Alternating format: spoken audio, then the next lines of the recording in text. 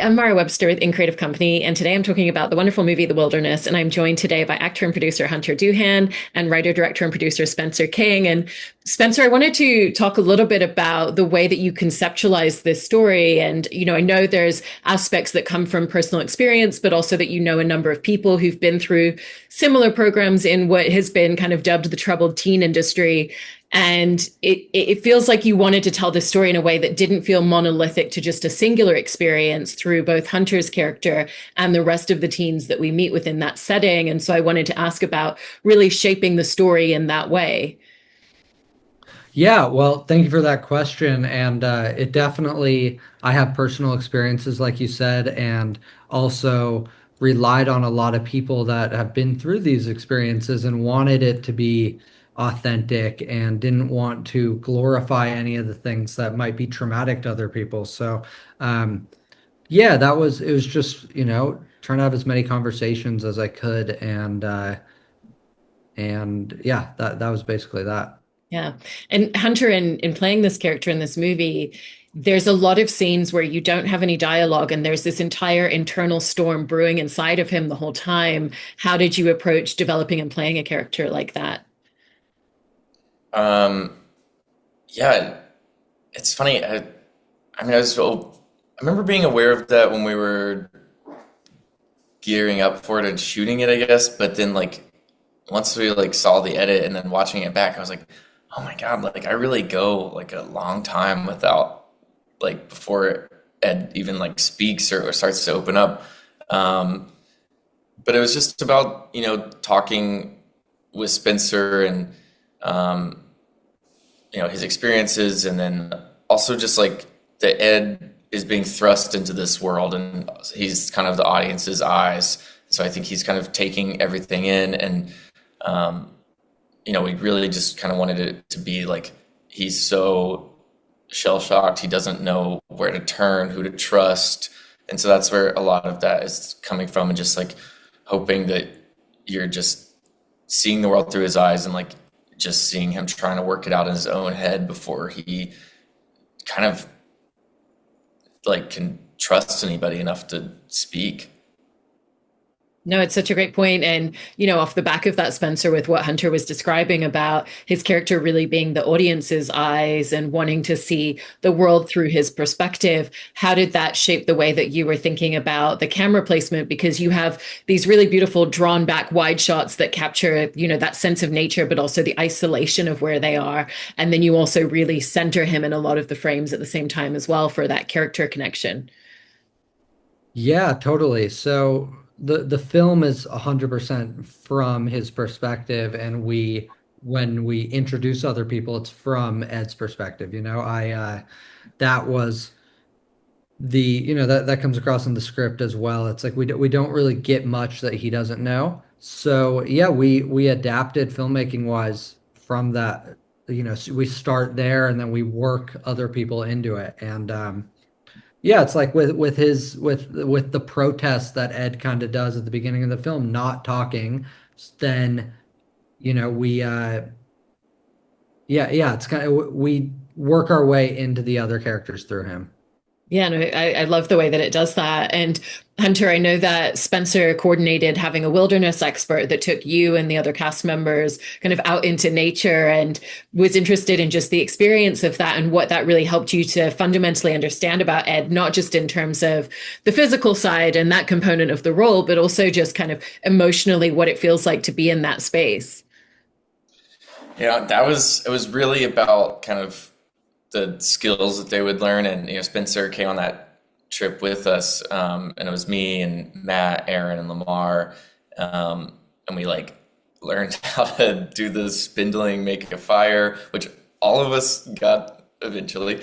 And then he kind of showed us like, I mean, the backpacks are so intricate, but he showed like how like it was based off Spencer, like what you knew about like what you went through, like what you had to do with these, and he showed us like how it would be made. Yeah, it was just like it was really just getting just the tiniest glimpse of what you'd have to go through or deal with or learn being out there and trying to like know somewhat to make it authentic, but I think for more than anything, it gave me like a just a sense of like, oh, I'm getting this little glimpse, and this is so hard and difficult, and I'm kind of doing this as this fun outing with the to get to know the cast as well, and then understanding that these like kids are being sent out there and having to do this for real, and there's no one to help them, and they really have to learn this stuff if they, they gotta learn how to make a fire if they want to eat hot food, and they've got to learn how to make this backpack if they don't want all their stuff, you know, breaking their back when they're hiking miles a day. Even just the physical aspect of going on this backpacking trip and getting home to the house we're staying in. I was like, oh, that was really fucking difficult. And I was like, oh, that would have been day one of, months or years of being at this camp. Um, yeah, so I don't know. I'm gonna try not to like to just trivialize any of it, but just like how it just getting a little glimpse of it and uh, yeah, just made it all the more real to me. And Spencer, in spending a lot of time on location before you were filming, how did that help you to conceptualize not just the logistical elements, which I'm sure were incredibly challenging for shooting this in that terrain and kind of in the middle of nowhere, having to lug all that equipment, but also just visually how you wanted to represent the landscape and the surroundings of this entire area on screen? Yeah, well, so there's just so much around there in southern Utah, and it changes so quickly. And you might fall in love with one spot, but then you find something 30 minutes in a different direction that's even better, you know? So I was out there for a long time. I did a lot of the prep that um, I didn't need to be on site. I did it out there so I could spend my free time just exploring and getting to know that area. And I fell I fell in love with that area because it had different topography that changed really quickly. It had red rock, white rock, tall aspen trees, all within about an hour of each other. So we were able to do something that looked like we probably had to move the whole camp, to another part of the state, but we're able to do it all on the same location. So yeah, a lot of that prep and it helped me immensely. And the other side of the story that you've bought into the way that you've told this is, getting to know more about Ed as a character through these flashback scenes and seeing, in particular, the relationship that he had with his father and little elements of his relationship with his mom. How did you really want to use those flashbacks to gradually intersperse into the story and kind of give us a little bit more of that backstory rather than just front loading it all? Yeah, well, I really wanted it to feel like like the audience is with Ed and kind of have this come up as it comes up to him, and I wanted I definitely wanted to start the film with him being taken and then just dropped out there as a visceral gut punch to the audience. And then and I think Ed speaks for all those kids that are out there, even right now, and especially all the other characters in the film that we didn't have the luxury of getting to know all their backgrounds. We are able to explore a background through Ed and infer things with some of the other kids, and yeah, that was definitely um, I think we uh, yeah, we wanted it to come up as Ed actually thought about this. And for you, Hunter, how did shooting all of those flashback scenes really help you in just uncovering all these other aspects of the character, particularly because we kind of see through those moments? It's not like he was this talkative, vivacious character at that point. He's a little bit more on the introverted and inward side as a person as well, which was really interesting to see that. Yeah, because you get to see like a lot of those flashbacks kind of deal with this, this huge moment of grief in his life when he loses his father, and um, yeah, it adds so much to it, and I think that Spencer's right. They kind of naturally come into the story the way that he's thinking about how he ended up here, trying to like make peace with why his mom sent him out there? Does he really need help? Then slowly realizing that maybe she had good intentions, but he's been sent out to this place that is not actually going to be the thing that helps him. Um, and so yeah, it's just a really fascinating way to get into a character's head. Because a lot of times you're trying to build a backstory for a character, but to like literally go and film those scenes is so impactful, you know? I also wanted to ask you both about just that opening sequence of events where we see the moment that Ed is kind of extrapolated from his bedroom and taken to this wilderness camp, and he has no idea what's happening or where he's going in that moment, and then we have that kind of pull back to see his mom in the other room hearing it all happening. And I just was interested in how that scene came together for both of you, both in terms of writing and directing it and also in acting in that moment. Hmm.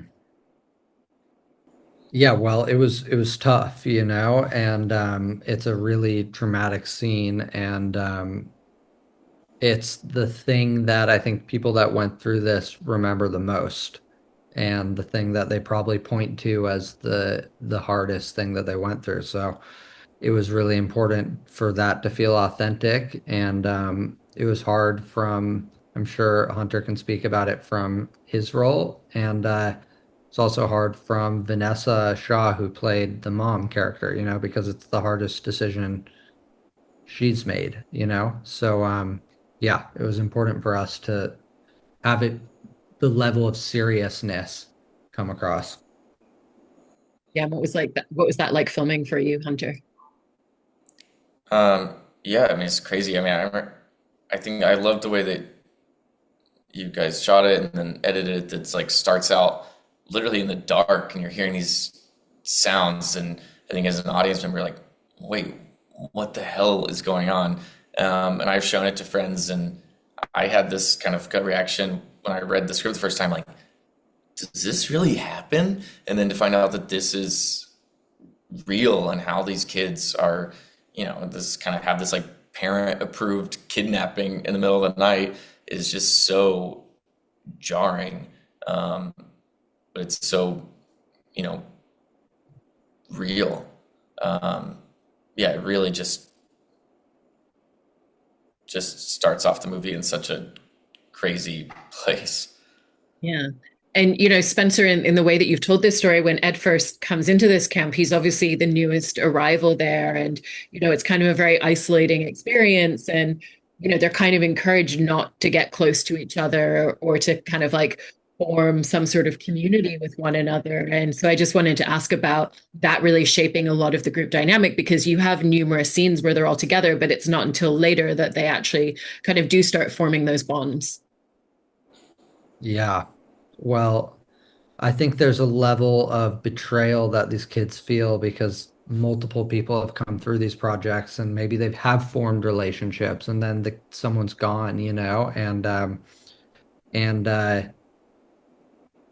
maybe you've gotten close with people and then they've turned on you to get a step up or I think that there's a level of like uh and I also want to that is an element to these programs of you get out there and you're isolated and they encourage it. They encourage that as like a shell shock thing and a um so yeah, I really wanted that to come across. And Hunter, in playing that side of Ed's journey, as he does start to, form a friendship, particularly with one of the other characters, Miles, how did you feel Hmm. that opened him up a little bit differently, suddenly finding someone and connecting to them as they're going through this shared experience? Yeah, I thought it was handled so beautifully because in a way these kids are like like pitted against each other and like told not to trust each other. Um, and like, like they're saying, being told like, you're a bad kid, you're a bad person, that kid's, bad, he could be worse, don't trust him. And then it's once they actually start to like kind of secretly make these bonds and friendships that they're realizing that they're not being told the truth and um, that those friendships are kind of the most healing part of the movie and the most hopeful part of the movie, I think, as well. Um,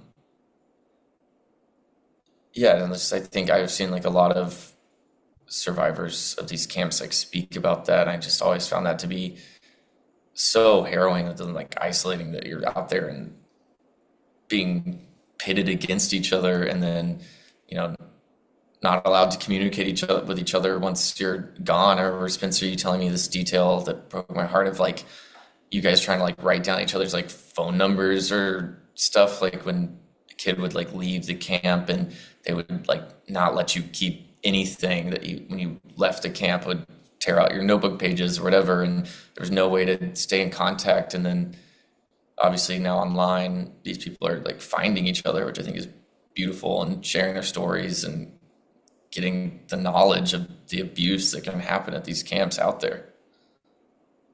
Definitely. And, Spencer, one of the things that it feels like you've kind of explored in the telling of this story in the film that's kind of interesting is, it is critiquing this industry and showing a lot of the issues that are very pervasive within it, but also nothing is completely black and white. So there are little moments where, you see Ed finding a connectivity again with his mom in a different way when he calls her and he just wants to hear her voice and, talk to her. And he's like, no, I don't want anything. And you can tell that usually those have been the phone calls in the past. And, what was a lot of the gray area that you really wanted to explore through telling this story in that way?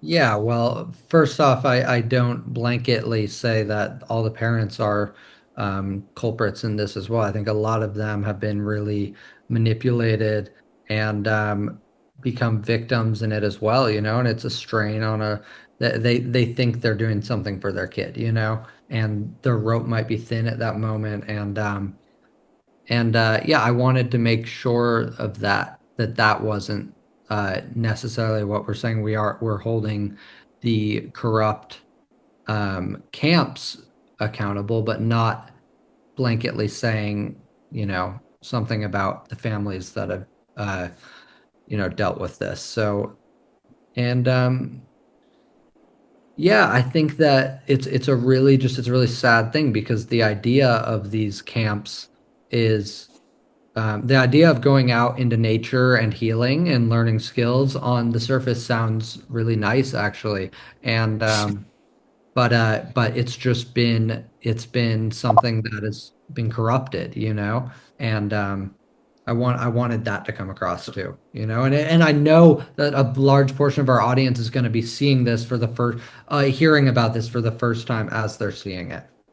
Absolutely. And, Hunter, there's an interesting moment for Ed when he has the opportunity to try and escape. He tries to escape and fails on like day one, but kind of later when he Yeah. have more survival skills, him and one of the other campers are potentially going to try and leave and they feel like they have a way out. And Ed actually makes the choice to stay at that point. And I was just curious about what that kind of really told you about the character and where he was at that particular moment to make a choice like that. Yeah, I think again it goes back to the manipulation that these kids are under. Like, can I trust this person?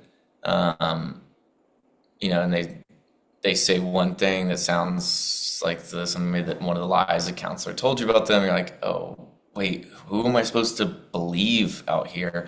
Um, how how far are we out in the desert? Like, Spencer's talked about this kind of like sense of isolation out in this, you know, endless prison. You have no idea where you are. You were blindfolded and driven out to the middle of nowhere.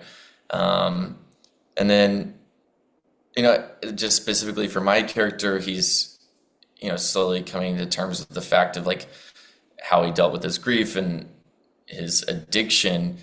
But, that's very specific to his character. And I try to be really careful to not blanket that for like all kids sent to these kind of camps, because you can be sent to this camp for having like, or any of like troubled teen stuff for having like a bad attitude. So I try to just be like aware of that. Yeah, and Spencer with Sam Jager's character, who plays the staff member that kind of runs this whole place, James. It's interesting to see the different tactics that he uses to kind of control or ingratiate himself with them. Particularly looking at the storyline with Ed, there's moments of praise, there's moments of avoiding answering questions by just saying you're exactly where you're meant to be right now so that he doesn't have to give any information, or getting Ed to kind of talk about the other campers and being like, oh, this is why you're so much better than them. And how did you kind of like map out all the details that you wanted to interweave into the way that he kind of controls them or gains their trust in different ways? Well, that's a great question. And Sam was so, so good in this, and he was So so in it. And I think I really, something we talked about a lot was that of his background, of that he did come into this with good intentions, like that, and he is a corrupted man, and he abused his power, and then it's like this element of uh, just kind of him being out there and yeah, letting the power get to him, and he's found all these different tactics, and he's and Ed being one of many kids that have come through and have waged like similar frustrations with him, and he's found a way to, um, to talk to these kids and stuff. So that's something we talked about. Yeah, and lastly, I just wanted to ask you both a bit about the post-production process on this, especially with Hunter being involved as a producer, and so being part of all the different stages of development and filmmaking, and what were some of the story beats or moments that you felt you were really able to hone in on or find during editing and post-production together? Yeah, that was fun. I mean, and Hunter being a part of every step of the way was so refreshing too. And he came into the edit like towards the end of it, and me and Amir, the editor, were just like so like brain fried, and he came in and with like fresh eyes kind of gave this new perspective and stuff. And yeah, what we really honed in on, I mean, just kind of the feeling of the just having it feel lived in. We really wanted that. We really wanted to bring the audience into that story and not have it feel distant, I'd say. yeah, well, and Spencer's being really kind and gracious. Him and Amir did so much work, and I got to fly out to New York for 1 week and be like, "Mm, let me help." But it was so fun to just get to be a part of that process at all. Um, I think we also really honed in on just really, I mean, it was on the script, but like the relationship between Ed and Miles being the central story, I think really came out in the edit. And, you found like just anything that kind of didn't feed this like main story was kind of where any sort of like trimmings would happen. And like, even when it came to like flashbacks or stuff, that was like, um, yeah, just kind of like landing on that friendship to me being the like heart of the story. No, I really, really appreciate both of you talking about it and sharing all these great details. So, congratulations on the movie and thank you so much. Thank you Thanks. for It's been so good to see you again.